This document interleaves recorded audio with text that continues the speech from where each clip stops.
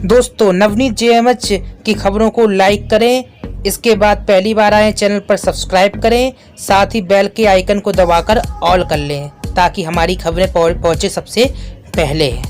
नमस्कार, एक बार फिर से सभी आंगनबाड़ी बहनों का बहुत बहुत स्वागत करता हूं आपके अपने चैनल में। मेरा नाम है नवनीत जेएमएच और बहुत सारी आंगनबाड़ी बहनों से जुड़ी हुई खबरें आ रही हैं। काफ़ी दिनों से मैं आपको खबरें नहीं दे पा रहा हूं और इसी के साथ ही पहली बड़ी खबर से शुरुआत कर देते हैं। पहली बड़ी खबर दोस्तों, आपको बता दें, सिरसा से निकल कर आ रही है तस्वीर हम आपको दिखा रहे हैं। यहाँ पर आंगनबाड़ी वर्करों ने महिला बाल विकास परियोजना अधिकारी कार्यालय के समक्ष धरना प्रदर्शन किया है। बहनों का कहना रहा है कि अगस्त महीने से उनका केंद्र सरकार की तरफ से दिया जाने वाला वेतन बकाया है। इसके अलावा राज्य सरकार की ओर से दिया जाने वाला भी मानदेय उनको नहीं मिल रहा। 13 महीने से आंगनबाड़ी केंद्रों का किराया अपनी जेब से भर रही है। अनेक बार विभागीय अधिकारियों को सूचना दी गई, परंतु उनकी मांगों को भी अनसुना किया जा रहा है। बड़ा सवाल है निश्चित तौर पर, कैसे बहनें केंद्र का किराया और अपने घर का खर्चा चला रही हैं, ये बहुत बड़ा सवाल है। महिला बाल विकास परियोजना अधिकारी कार्यालय के आगे धरने पर आंगनबाड़ी बहनें बैठी हैं और सिरसा ब्लॉक की प्रधान शकुंतला, इसी के साथ ही अन्य बहनें, इन्होंने मांग पत्र इसका ज्ञापन परियोजना अधिकारी को सौंपा। प्रधान शकुंतला ने कहा कि अगर मार्च महीने तक उन्हें वेतन और बकाया राशि का भुगतान नहीं हुआ तो वह उपायुक्त से मिलेंगी। आंदोलन और तेज किया जाएगा। आंगनबाड़ी केंद्रों का 13 महीने का बकाया किराया भी बताया जा रहा है। आंगनबाड़ी बहनें काफ़ी समय से परेशान है। निश्चित तौर पर यहाँ पर बहनों का कोई भी सरकार सुनवाई नहीं कर रही, इसके कारण से नाराज है। इसी के साथ ही आपको बता दें, फ्लेक्सी फंड, वर्दी, सीबीसी का भी बकाया अभी बचा हुआ है। प्रधानमंत्री मातृ वंदना योजना का भुगतान नहीं हुआ है, उसको लेकर भी बहनों ने कहा है कि भुगतान किया जाए।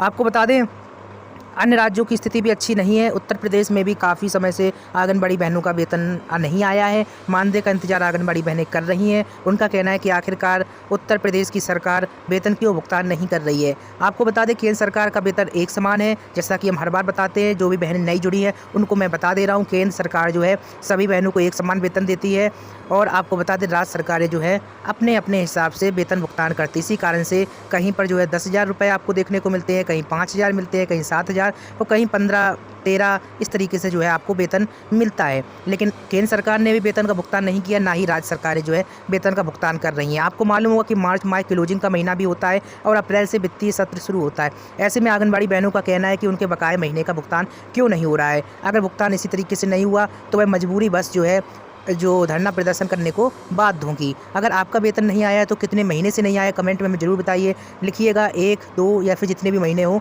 कमेंट में ज़रूर बताएं। चलिए दूसरी बड़ी खबर आपको बता देते हैं।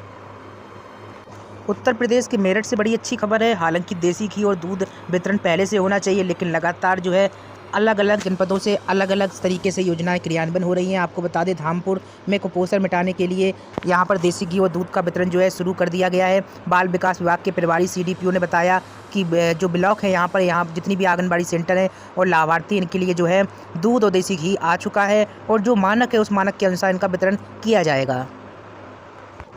उत्तर प्रदेश के प्रयागराज से एक बड़ी अच्छी खबर है। आंगनबाड़ी केंद्र एक कमरे के होते हैं, जबकि इन केंद्रों में सबसे छोटे बच्चों की पढ़ाई कराई जाती है। आपको बता दें, आंगनबाड़ी केंद्र से बुनियादी तौर पर बच्चे शुरुआत करते हैं। और भी कई अहम बातें राज्यपाल उत्तर प्रदेश की आनंदीबेन पटेल है, इन्होंने कटरा के बख्तियारी स्थित आंगनबाड़ी केंद्रों में आयोजित हुए कार्यक्रम के दौरान कही है। राज्यपाल उत्तर प्रदेश का ये भी कहना रहा कि बच्चों के मानसिक विकास के लिए वाराणसी में आंगनबाड़ी कार्यकर्ताओं को विशेष ट्रेनिंग दी गई।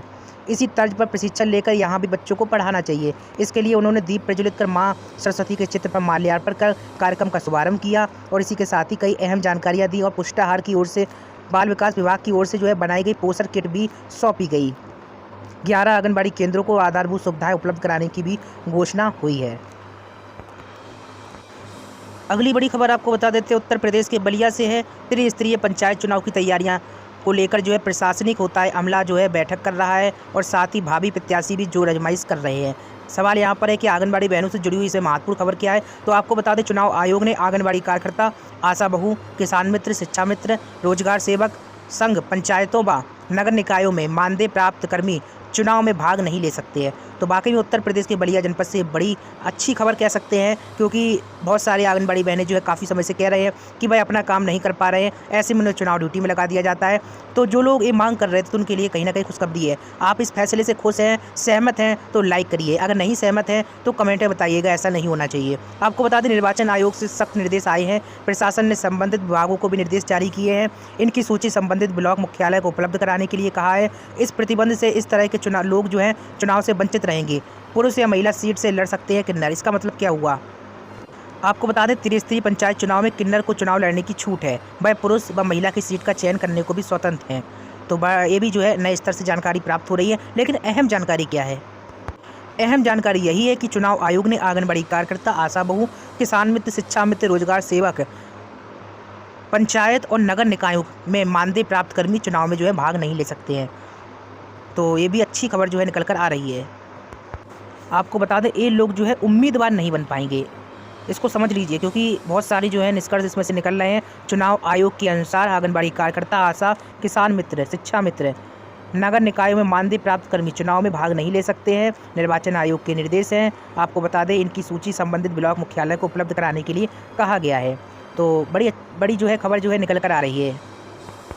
आंगनबाड़ी केंद्र खुल चुके हैं, लगातार जो है इनका निरीक्षण भी हो रहा है। उत्तर प्रदेश के मुजफ्फरनगर से एक खबर निकल कर आ रही है। आपको बता दें यहाँ पर जिला कार्यक्रम अधिकारी निरीक्षण कर रहे हैं। जनपद में बताया जा रहा है कि 2274 आंगनबाड़ी केंद्र हैं और इनमें लगातार निरीक्षण हो रहा है। जिला कार्यक्रम अधिकारी बाड़ी वर्मा ने ब्लॉक परियोजनावार जो है केंद्रों का निरीक्षण किया और स्थिति का जायजा लिया और इसी के साथ ही आंगनबाड़ी केंद्रों पर खुद बच्चों का वजन कराया। इस दौरान जो है डीपीओ ने बताया कि जनपद के सभी 2274 आंगनबाड़ी केंद्रों पर जो है 2.40 लाख बच्चे हैं, जिनमें से 1.60 लाख बच्चों का वजन किया गया है। आपको बता दें इसी के साथ ही वजन दिवस के माध्यम से 0 से लेकर 5 वर्ष तक के सभी बच्चों का वजन लेकर उनका स्वास्थ्य परीक्षण करना है। और इसमें कोई अहम जानकारी नहीं है, जैसा कि नियम है उसी के अनुसार जो है जिला कार्यक्रम अधिकारी निर्देश दिए। साथ ही कहा है कि आंगनबाड़ी केंद्र खोला जाए और शासन के जो है निर्देश है उनका पालन कराया जाए। अगली बड़ी खबर आपको बता दें बहनों, हिमाचल प्रदेश से निकल कर आ रही है। आपको बता दें anganwadi workers, helpers union C2 जिला सिरमौर इकाई आंगनबाड़ी कर्मियों को जो है प्री प्राइमरी में नियुक्ति और अन्य मांगों को लेकर जो है 9 मार्च को हड़ताल प्रदर्शन करते हुए विधानसभा के बाहर जोरदार प्रदर्शन और घेराव किया जाएगा। आपको बता दें यूनियन की राज्य कमेटी के आह्वान पर आयोजित इस प्रदर्शन में सिरमौर जिले से सैकड़ों आंगनबाड़ी कार्यकर्ता और सहायिकाएँ हिस्सा लेंगी। आपको बता दें हड़ताल के संबंध में यूनियन ने निदेशक महिला बाल विकास विभाग हिमाचल प्रदेश को नोटिस भेज दिया है। आंगनबाड़ी जिला सिरमौर कमेटी के पदाधिकारी जो है नाम देख सकते हैं। इन्होंने चेतावनी दी है कि यदि आंगनबाड़ी वर्कर्स को प्री प्राइमरी में नियुक्ति नहीं दी गई तो सरकार का वह लगातार घेराव करते रहेंगे। पदाधिकारियों ने यह भी कह दिया है कि 6 वर्ष से कम आयु के बच्चों की शिक्षा व पोषण का कार्य पिछले 45 वर्षों से बहनें कर रही हैं, इसलिए प्री प्राइमरी की कक्षा की जिम्मेदारी सरकार बजट सत्र से पहले आंगनबाड़ी कर्मियों को सौंपे। अगर आप इस बात से सहमत हैं तो कमेंट में यस लिखें, साथ ही इस खबर को लाइक करें। आपको बता दें पदाधिकारियों ने नई शिक्षा नीति को वापस लेने की भी मांग की है। यह नीति केवल छात्र विरोधी ही नहीं बल्कि ICDS विरोधी भी करार दिया। यानी कि आंगनबाड़ी बहनों का जो मांग यहाँ पर आपको बता रहे हैं, ये मांग पूरे देश भर की आंगनबाड़ी बहनों का, चूँकि सभी बहनें लगातार जो है कई वर्षों से काम कर रही हैं। उनका कहना है या तो प्री प्राइमरी जो है विद्यालय बंद किए जाए, जैसी प्रक्रिया पहले चल रही थी उसी तरीके से चालू रखी जाए, या फिर अगर प्री प्राइमरी किए जा रहे हैं तो आंगनबाड़ी कर्मियों को प्री प्राइमरी के तौर पर सरकारी कर्मी का दर्जा दिया जाए। इससे होगा कि आंगनबाड़ी कर्मियों को फ़ायदा होगा, वह राज्य कर्मचारी हो जाएंगी। और ऐसे प्री प्राइमरी करने से आंगनबाड़ी बहनों को कोई फ़ायदा नहीं हो रहा है, और बल्कि जो है आंगनबाड़ी केंद्रों की जो है आंगनबाड़ी नाम जो है आप लोग अभी सुनते हैं उसका जो है प्रचार कम होता चला जाएगा, क्योंकि आंगनबाड़ी केंद्र ही प्री प्राइमरी बन जाएंगे और इस तरीके से नाम बड़े और दर्शन छोटे हो जाएंगे, क्योंकि नाम तो प्री प्राइमरी शिक्षक का होगा लेकिन पैसों के बारे में जो है मानदेय ही मिलेगा। इस कारण से जो है आंगनबाड़ी बहनें आक्रोश प्रकट कर रही हैं और लगातार सरकार को भी चेतावनी दे रही हैं। हम आपसे लगातार मिलते रहेंगे। जाते जाते आप लोगों को बता दूं कि चैनल पर अगर आप लोग पहली बार आए सब्सक्राइब करके बेल को दबा लीजिए, तभी आपको नोटिफिकेशन मिलेगी। बहुत सारे बहनें जो है चैनल को सब्सक्राइब नहीं किए हैं तो कर लीजिए, साथ ही लाइक और शेयर करिए। और ज़्यादा खबरों के लिए हमें बताइएगा किस राज्य से आप खबर चाहते हैं तो हम उस राज्य की भी खबर आपको देंगे। मिलते हैं आपसे नई अपडेट में। नमस्कार।